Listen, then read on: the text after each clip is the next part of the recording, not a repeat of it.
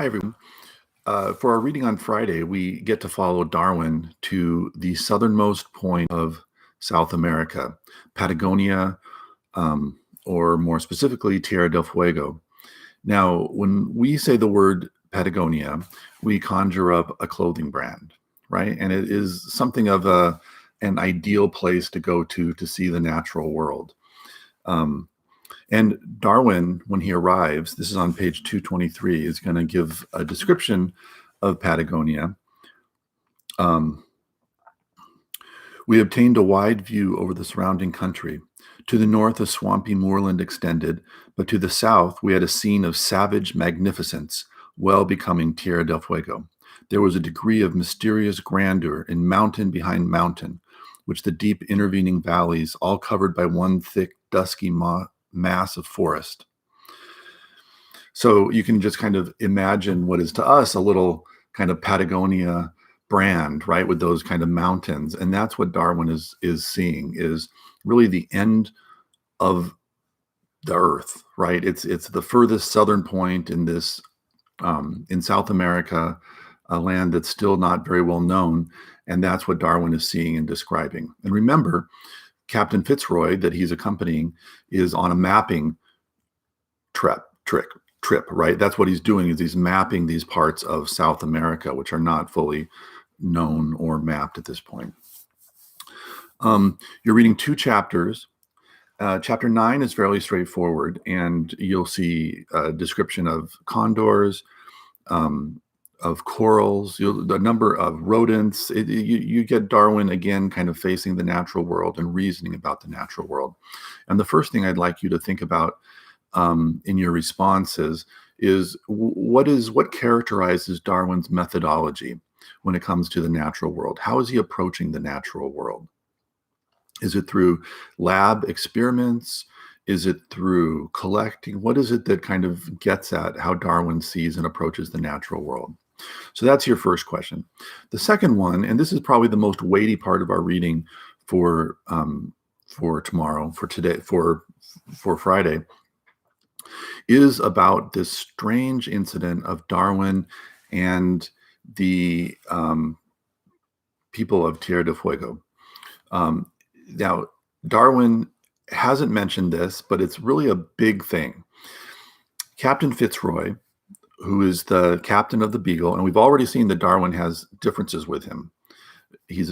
Fitzroy is a slavery supporter, and they've been had their differences. And Darwin is, remember, in his mid-20s, right? He's a developing person and certainly isn't in a leadership role on this ship. Well, we find out that at an earlier voyage, Captain Fitzroy has come here to Tierra del Fuego and captured several people from the tribes there, and then brought 4 people back to England, and on his own expense tried to educate them and give them the Christian religion, and dress them up as, teach them table manners and how to dress like an English person. And now he is bringing those people back as kind of bearers of civilization to Tierra del Fuego. And the one who's most famous, and there are books about this guy, is Jemmy Button. And so part of Fitzroy's work is to drop these people back at their home, bringing civilization with them. And there's also a missionary on board who's going to be bringing religion to these tribes.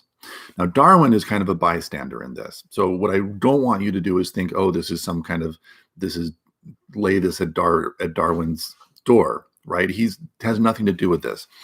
He does have an interesting part where he talks about his experience with Jemmy Button. And this is on the ship. Jemmy Button was a universal favorite, likewise passionate. The expression of his face at once showed his nice disposition. He was merry and often laughed. He was remarkably sympathetic with anyone in pain. When the water was rough, and Darwin is famously seasick, I was often a little seasick, and he used to come to me and say in a plaintive voice, poor fellow. But the notion, after his aquatic life, of a man being seasick was too ludicrous, and he was generally obliged to turn to one side and smile or laugh. So Jemmy Button had no problem with seasickness because he'd grown up on a canoe in rough waters, and generally was comforting to Darwin in the seasickness, but also a little bit amused by the experience. So here's Darwin kind of taking in this experience with Jemmy Button, and he's going to have about a number of pages of reflection on what it means to kind of see and experience these people who really haven't had contact with, again, quote unquote, civilization. Now, one thing to warn you about as you get into chapter 10 is that, remember, Darwin is trying to reason and think about human beings, and he's going to end up with this theory of evolution, which basically ties human beings to the animal world, that we are animals. We developed and grew from the natural world, and how to think about culture is going to, and civilization, and these big questions are going to be something that he's going to wrestle with. But he does not, he has a very traditional framework at this point for understanding what he's seeing. And he's going to fall into language about civilized and savages. You'll see this on page 217. He's going to talk about the savage and the civilized. Now, what I would just kind of ask you to do is just remember that Darwin's working with frameworks about the world that he himself is going to offer theories to kind of take us out of and take theorists out of.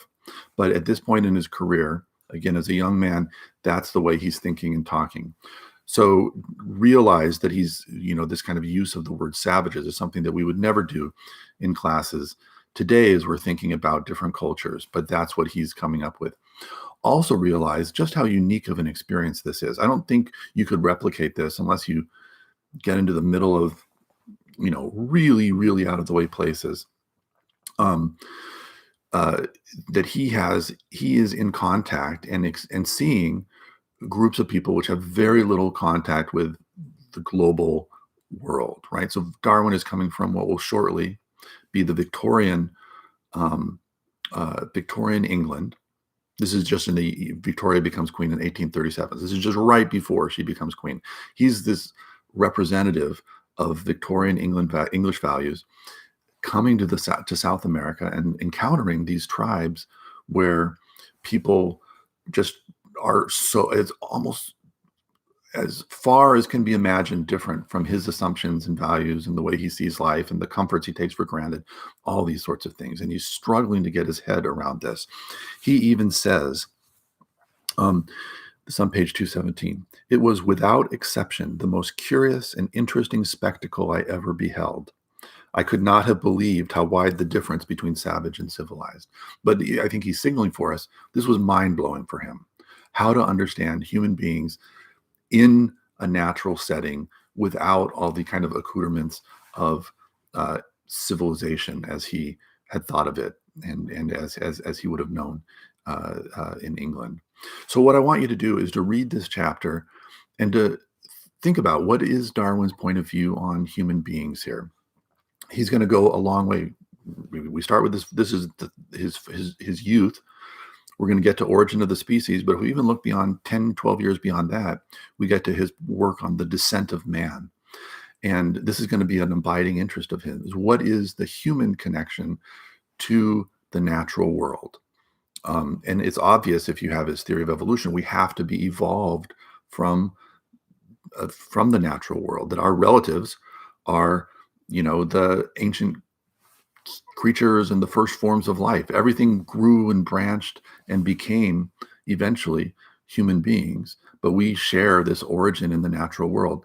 And what the human place, he's going to kind of sidestep that in the Origin of Species, but eventually he's going to return to that and really take on human evolution in his book, The Descent of Man.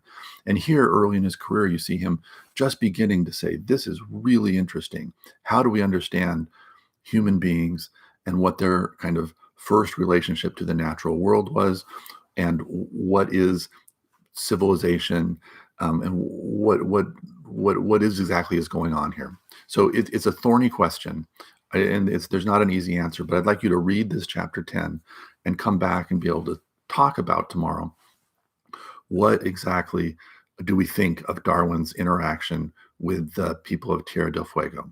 These people are going to have what is eventually a very tragic story, that from many thousands of people in Darwin's time, there's just a handful, the thousand survivors or something now, right? The European diseases and bad experiences with missionaries is going to destroy this people eventually. But Darwin is seeing them when they're still a lively group and present a real contrast to the culture and society that Darwin had known.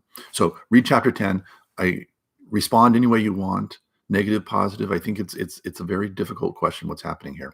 And that'll be something that we talk about tomorrow. So you have two things to think about: methodology, what characterizes his methodology, and second, how do we understand what he's seeing here among the people of Tierra del Fuego? All right, I'll talk to you all tomorrow morning.